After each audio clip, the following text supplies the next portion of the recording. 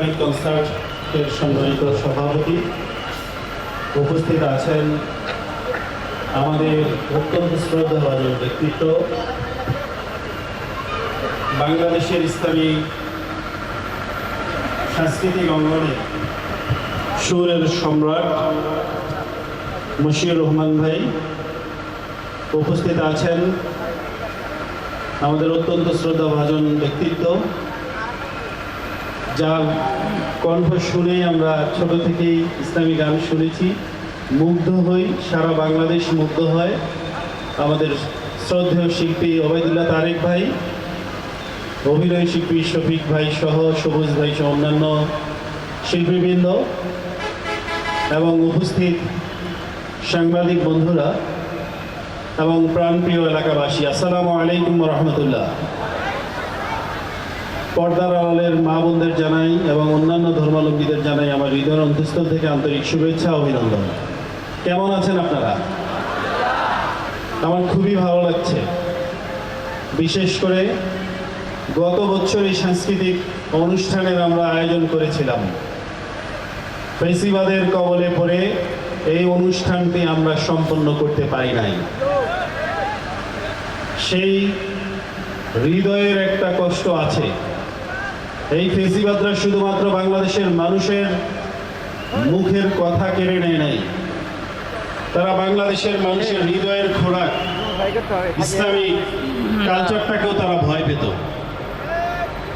আমরা এমন একটা বাংলাদেশ দেখতে চাই যেখানে মানুষ তার মনের কথা সুন্দরভাবে বলবে, প্রকাশ করতে পারবে এবং সাংস্কৃতিক অনুষ্ঠান, ইসলামী ভাবধারার যে সাংস্কৃতিক অনুষ্ঠান, এই অনুষ্ঠানে যেন আর বাংলাদেশে কখনো বাধা না হয়, এইরকম পরিবেশ যেন আর সৃষ্টি না হয়, যেন সুন্দরভাবে ইসলামী মূল্যবোধের বিশ্বাসী মানুষগুলো এবং সারা বাংলাদেশের তৌহিদ জনতা এই সাংস্কৃতিক অনুষ্ঠান যেন উপভোগ করতে পারে, এরকম পরিবেশ আমরা চাই। তো দোয়া করবেন আর কখনো যেন বাংলাদেশে এরকম পরিবেশ না আসে।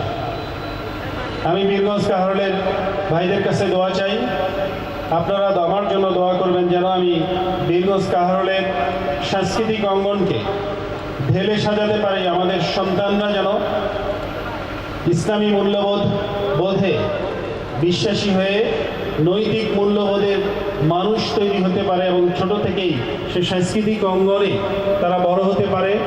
আল্লাহ রাব্বুল আলামিন যদি আমাকে এমপি হিসেবে কবুল করে, এই বীরগঞ্জ কাহারোলে একটা ইসলামিক কালচারাল একাডেমি গড়ে তোলা হবে ইনশাআল্লাহ।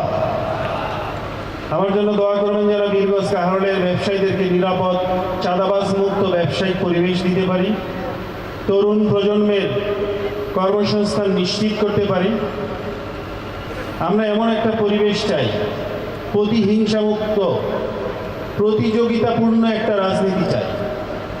রাজনীতি হচ্ছে রাজার নীতি, যেখানে প্রতিযোগিতা থাকবে কিন্তু যেন প্রতিহিংসা না থাকে। আমি এমন একভাবে বীরগঞ্জ কাহারোল সাজাতে চাই যেন এখানে একটা রাজনৈতিক দল আর একটা রাজনৈতিক দলের প্রতি শ্রদ্ধা বোধের বহিঃপ্রকাশ সবার মধ্যে যেন প্রস্ফুটিত হয়। আমরা প্রতিহিংসা করতে চাই না। এখন রাজনৈতিক কালচার এমন হয়ে গেছে, কেউ যদি দুষ্টামি করে, খারাপ কাজ করে, তখন একজন আরেকজন বলে তুমি আমার সাথে পলিটিক্স করলা। অথচ এই রাজনীতি তো সম্মানের জায়গা, এই সম্মানের জায়গাটাকে ফিরিয়ে নিয়ে আসতে হবে। আমরা যেন সেটা করতে পারি। এই এলাকায় সব ধর্মের মানুষের একটা মিলন মেলা, সেতু বন্ধন আছে।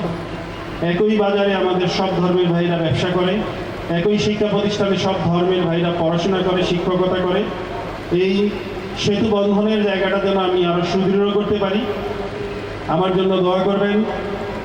আগামীর বীরগঞ্জ কাহারোল হবে তরুণ প্রজন্মের কর্মসংস্থান ভিত্তিক বীরগঞ্জ কাহারোল। আগামীর বীরগঞ্জ কাহারোল হবে মাদক মুক্ত বীরগঞ্জ কাহারোল। যখনই সুস্থ ধারার সংস্কৃতি থাকবে, তখন আমাদের তরুণ প্রজন্ম মাদক থেকে দূরে থাকবে। আর যদি সুস্থ ধারার সংস্কৃতি আমরা চর্চা না করি, তাহলে আমাদের দ্বারাই মাদকাসক্ত তরুণ প্রজন্ম তৈরি হয়ে যেতে পারে। এই সংস্কৃতি একটা মিসাইল থেকে অনেক বড়। দেখেন, একমাত্র একটা ড্রেস কিছুদিন আগে আমরা দেখেছিলাম, পাখি ড্রেস। এই ড্রেসের কারণে স্বামী স্ত্রীর দ্বন্দ্ব, পরিবারের মধ্যে অশান্তি সৃষ্টি হয়ে গিয়েছিল। এই সংস্কৃতিটা আমাদের হৃদয়ের মধ্যে লেগে যায়। আর যদি এই সংস্কৃতি এরকমভাবে আমরা উপস্থাপন করতে পারি যে সংস্কৃতির মধ্যেই প্রকাশ হয়, চাঁদাবাজি করা যাবে না, মাদকাসক্ত হওয়া যাবে না, তাহলে তো আমরা হৃদয়ের মধ্যে আমাদের গেঁথে যাবে যে মাদকাসক্ত হলে আমরা স্বাস্থ্যের ক্ষতি হবে, নৈতিকের মূল্যবোধের ক্ষতি হবে। ফলে সেগুলো যেন আমরা উপস্থাপিত করতে পারি। এবং আমাদের এই এলাকার এখানেই পাশে 12 মাইল সুগার মিলের একটা জায়গা আছে, যেটা পড়ে আছে দীর্ঘদিন থেকে। আমরা বীরগঞ্জ কাহারোলের তরুণ প্রজন্ম কর্মসংস্থানের জন্য ঢাকায় যাই, কেউ গার্মেন্টসে চাকরি করে, কেউ ছোট ছোট চাকরি করে। আমরা শুধুমাত্র শিক্ষিত তরুণ প্রজন্মের কর্মসংস্থান নিশ্চিত করতে চাই না, আমরা সাথে চাই এই এলাকার সব শ্রেণীর, সব ধর্মের, সব বর্ণের এবং কম শিক্ষিত সবার যেন কর্মসংস্থান নিশ্চিত করা যায়। আমাদের পার্শ্ববর্তী জেলা নীলফামারীতে ইপিজেড আছে, সৈয়দপুর থেকে 28 মাইল পর্যন্ত রাস্তার দুই ধারে অনেকগুলো ইন্ডাস্ট্রি আছে। আমরা যদি আমাদের এই 12 মাইল এই এলাকাটাতে ইপিজেড করতে পারি, আমি বিশ্বাস করি এই একটা জায়গাতেই বীরগঞ্জ কাহারোলের 30 থেকে 40 হাজার তরুণ প্রজন্মের কর্মসংস্থান নিশ্চিত করা সম্ভব। আমি কথা দিচ্ছি, আল্লাহ যদি কবুল করে, আমরা কমার্শিয়াল জোন অথবা এই ইপিজেডটা প্রতিষ্ঠার মাধ্যমে তরুণ প্রজন্মের বেকারত্ব নামক যে কষ্ট, সেই কষ্ট থেকে তাদেরকে দূর করার চেষ্টা করবো ইনশাআল্লাহ। আমরা এমন একটা শিক্ষা ব্যবস্থা করতে চাই যেই শিক্ষা ব্যবস্থায় সন্তানরা সুশিক্ষায় শিক্ষিত হবে। শিক্ষিত মানুষ মানেই দুর্নীতি করবে না, শিক্ষিত মানুষ মানেই সমাজের মডেল হবে, শিক্ষিত মানুষ মানেই সবাই তাকে অনুকরণ করবে, তাকে দেখলে শ্রদ্ধাবোধের জায়গা আসবে। আমরা শিক্ষা ব্যবস্থাটাকে ঢেলে সাজিয়ে কর্মমুখী শিক্ষা ব্যবস্থা করতে যাই, যেন এক হাতে সন্তানদেরকে সার্টিফিকেট দিতে পারি, পাশাপাশি আরেক হাতে সন্তানদেরকে যেন আমরা কর্মসংস্থানের জন্য একটা অ্যাপয়েন্টমেন্ট লেটার দিতে পারি। সম্মানিত উপস্থিতি, আমরা বীরগঞ্জ কাহারোলের কোনো মানুষ যেন স্বাস্থ্যসেবা থেকে দূরে না থাকে, এই জন্য বীরগঞ্জ স্বাস্থ্য কমপ্লেক্সকে পূর্ণাঙ্গ স্বাস্থ্য হাসপাতাল, 200 শয্যা বিশিষ্ট হাসপাতাল এবং কাহারোল স্বাস্থ্য কমপ্লেক্সকে 100 শয্যা বিশিষ্ট হাসপাতালে রূপান্তরিত করতে চাই। বিশেষ করে মায়েরা এবং বোনেরা অনেক কষ্টে থাকে। হাসপাতালে যাওয়ার পর দেখা যাচ্ছে আমরা এই এলাকার মানুষ, সারা বাংলাদেশের মধ্যে দিনাজপুর জেলা গরিব এলাকা, এর মধ্যে বীরগঞ্জ কাহারোল আরো গরিব। এখানে হাসপাতালে আমাদের চিকিৎসার জন্য অন্যতম জায়গা হচ্ছে সরকারি হাসপাতালগুলো। বীরগঞ্জ হাসপাতালে ডাক্তার আছে মাত্র 3 জন। এই এলাকার কাহারোল উপজেলা হলেও এখানকার অনেক মানুষ বীরগঞ্জ চাকাই হাসপাতালে যায়। 3 জন ডাক্তার, এর মধ্যে 1 জন মহিলা, 2 জন পুরুষ। রাত 1টার সময় যদি আমার একজন মায়ের প্রস্রাব বেদনা উঠে, তখন যাওয়ার পর মহিলা ডাক্তার যদি ছুটিতে থাকে, তখন বাধ্য হয়ে পুরুষ ডাক্তারের কাছে তাকে সিজার করাতে হয়। অনেক সময় দেখা যায় দিনাজপুরে নিয়ে গেছে আমাদের মায়েদেরকে, বাচ্চা হওয়ার পর অনেক বাচ্চার প্রথম দিক থেকে এনআইসিউর দরকার হয়। দিনাজপুর জেলায় একমাত্র শিশু হাসপাতাল, মা এক হাসপাতালে, শিশু আরেক হাসপাতালে, এরকম সমস্যা আমরা পড়ি না।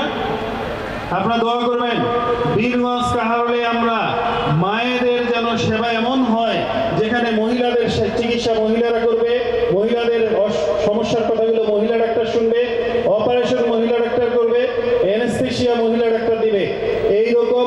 এবং একজন বোনের সাথে একজন সন্তানেরও চিকিৎসা একই হাসপাতালে হবে, এইরকম একটা মা শিশু হাসপাতাল আমরা বীরগঞ্জ কাহারোলের মধ্যে প্রতিষ্ঠা করবো ইনশাআল্লাহ। সম্মানিত ভাইয়েরা, আমরা চাই একটা দুর্নীতিমুক্ত সমাজ করতে, যেখানে শুধুমাত্র রাস্তার কাজ হবে না। আমরা একটু আগে দেখে আসলাম গোলাপগঞ্জে রাস্তার কাজ শেষ হওয়ার 1 সপ্তাহ হয়নি, এক পাশে শেষ হয়েছে, আরেক পাশে এখনো চলছে, এখনই পিচ ঢালার কাজ উঠে গেছে। তা আমরা চাই আল্লাহ যদি আমাদেরকে সরকার গঠন করার তৌফিক দেয়, আমরা রাস্তা লিখে দিব সাইনবোর্ড দিয়ে, এই রাস্তার জন্য এত বরাদ্দ হয়েছে। এবং আপনাদেরকে সাথে নিয়ে আমাদের যে অধিকার, এই অধিকারটুকু পুরো নাই আমরা আদায় করে নিব। এবং শুধুমাত্র এলাকার রাস্তার উন্নয়ন হবে না, দুর্নীতিমুক্ত সুন্দর একটা রাস্তা যেন টেকসই সাস্টেইনেবল হয়, সেই রকম ভাবে আমরা এই এলাকাটাকে করতে চাই। সর্বশেষ আমি আপনাদের কাছে দোয়া চাই, আমরা যেন বীরগঞ্জ কাহারোলকে এমনভাবে সাজাতে পারি যেন এই এলাকার সবাই বীরগঞ্জ কাহারোলকে সারা বাংলাদেশের মানুষ যেন ফলো করে। এবং বাংলাদেশের মানচিত্র যেন বীরগঞ্জ কাহারোল এমনভাবে উপস্থাপিত হয়, হ্যাঁ এখানকার তরুণ প্রজন্মের কর্মসংস্থান নিশ্চিত আছে, এখানকার মা বোনদের চিকিৎসা সেবা নিশ্চিত আছে, এখানে দুর্নীতি হয় না, এখানে পরস্পর রাজনৈতিক দল আরেকটা রাজনৈতিক দলের প্রতি শ্রদ্ধাবোধ আছে। আমরা সেই রকম ভাবে যেন সাজাতে পারি এবং আপনাদের সবশেষ দোয়া চেয়ে দীর্ঘ সময় আপনারা শুনছেন। আজকে মূলত আমার বক্তব্য থেকে বড় চাওয়া হচ্ছে আমাদের সুর সম্রাট মশিউর ভাইয়ের গান শোনা, ওবায়দুল্লাহ তারেক ভাইয়ের গান শোনা। আমিও মূলত আসছি ওনাদের কণ্ঠে সুন্দর গানগুলো শোনার জন্য। আর আগামীতে আরও আপনাদের সাথে কথা হবে, যেন আপনাদের খেদমতের জন্য সবসময় পাশে থাকতে পারি এই দোয়া চেয়ে সবাইকে আজকের এই ঠান্ডার মধ্যে এসে সাংস্কৃতিক অনুষ্ঠানকে সাফল্যমণ্ডিত করার জন্য, অংশগ্রহণ করতে পারার জন্য সবাইকে ধন্যবাদ জানিয়ে আমার কথা এখানেই শেষ করছি। সবাই ভালো থাকবেন, সুস্থ থাকবেন। আসসালামু আলাইকুম ওয়া রাহমাতুল্লাহ।